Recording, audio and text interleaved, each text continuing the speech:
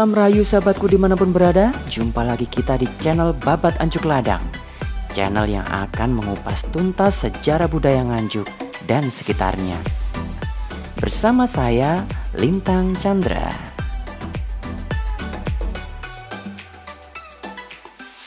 Sahabat, sebelum kita menyaksikan konten kali ini, saya terlebih dulu memberikan disclaimer bahwa konten ini tidak berkaitan sama sekali dengan kepentingan politik apapun dan kepentingan partai politik manapun.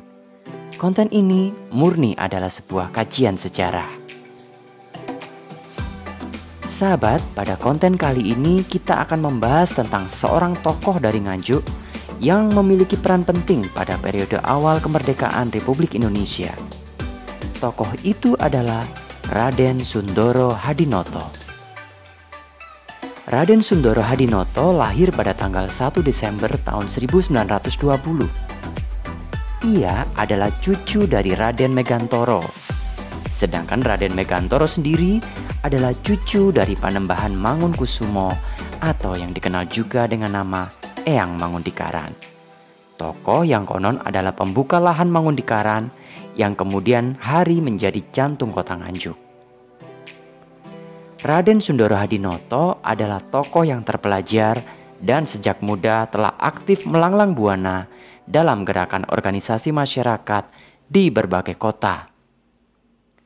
Pada tahun 1941, Sundoro menjadi aktivis organisasi Indonesia Muda Kepanduan dan Persatuan Pelajar Dagang Indonesia di Surabaya.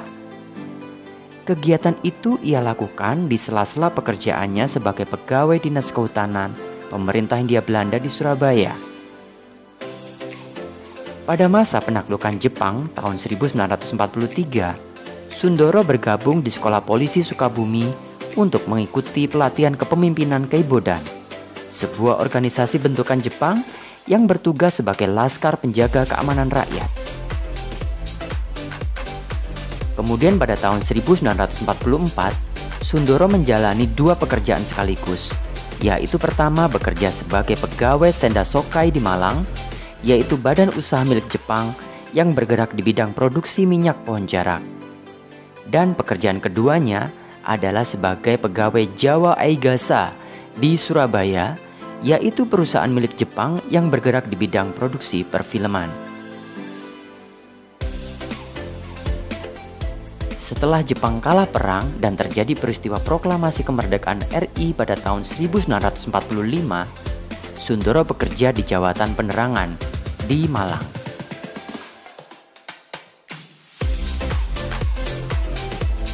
Pekerjaan ini membuatnya harus ditugaskan berpindah-pindah dari Malang, Kediri, Tulungagung, hingga akhirnya pada tahun 1953 ia dipercaya menjadi kepala Jawatan Penerangan di Nganjuk, kota tempat leluhurnya berasal.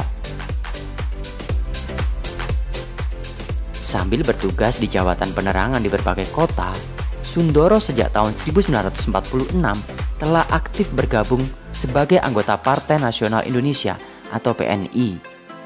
Ketika ia menjabat sebagai Kepala Jawatan Penerangan Nganjuk, Sundoro sekaligus didaulat oleh partainya menjadi Ketua PNI Cabang Nganjuk.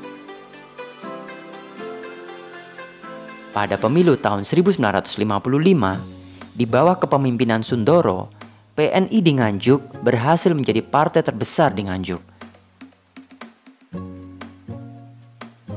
Dan Sundoro sendiri terpilih menjadi anggota konstituante Republik Indonesia dari fraksi PNI. Sundoro menjadi salah satu anggota konstituante yang berjasa mengembalikan UUD 1945 menggantikan UUDS sebagai undang-undang dasar yang berlaku hingga saat ini di Republik Indonesia. Setelah lembaga konstituante dibubarkan oleh Presiden Soekarno, nama Sundoro tidak lagi terdengar. Tidak diketahui kiprahnya lagi dan kapan serta di mana ia wafat.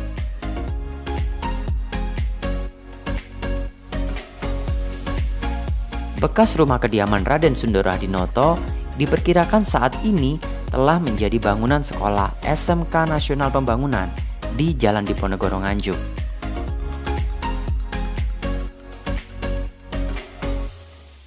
Sebagian bangunan yang menghadap ke Jalan Megantoro pernah dijadikan sebagai kantor PNI Marhenisme Cabang Nganjuk.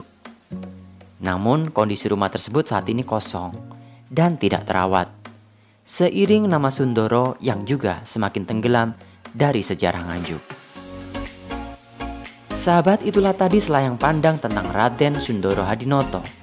Saksikan terus konten-konten selanjutnya di channel Babat Anjuk Ladang. Saya Lintang Chandra undur diri, salam rahayu dan jayalah Anjuk Ladang.